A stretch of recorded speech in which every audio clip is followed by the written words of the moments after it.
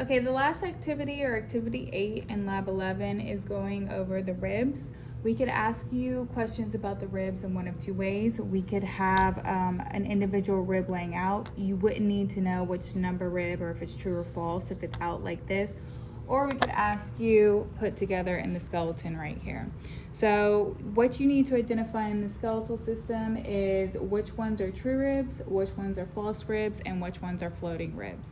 So we have 12 total ribs. The first 7 are what we call true ribs, and then 8 through 12 are what we call false ribs. And then the last 2 of the false ribs, so rib number 11 and 12, they're your floating ribs.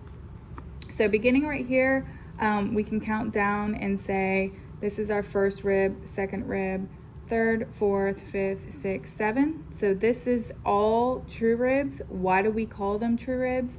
It's because that if we look at the costal cartilage connection to the sternum over here, all of these have their own individual cartilage connecting to the sternum. That's what makes them called true ribs.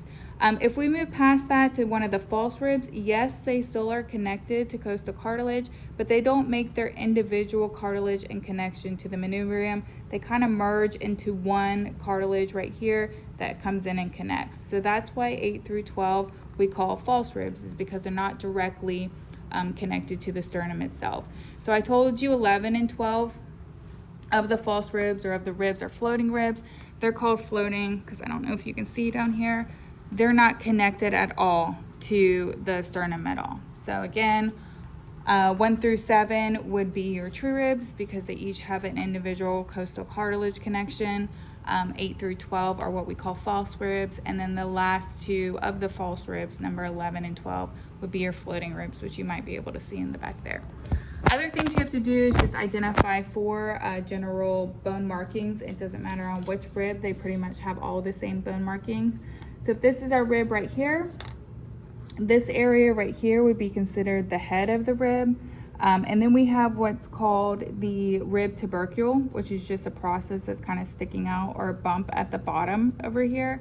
Between the head and the rib tubercle would be this little bit skinnier area that we call the neck. And then the last thing that you need to identify is the shaft, and that's basically this entire area over here.